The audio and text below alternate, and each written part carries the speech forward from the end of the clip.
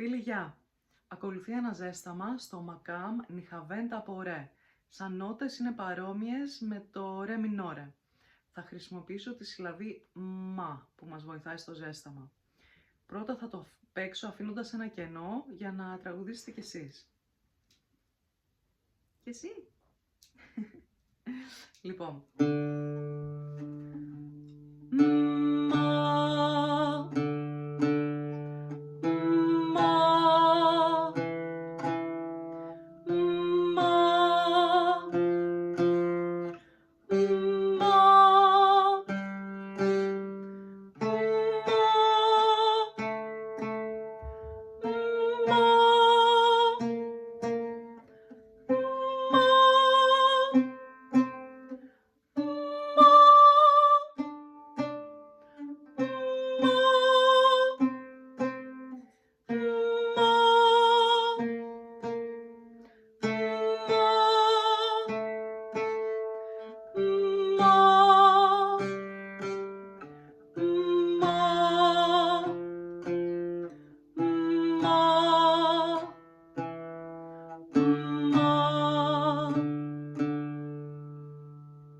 Ωραία.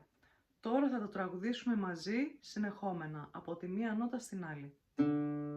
Έτοιμοι και...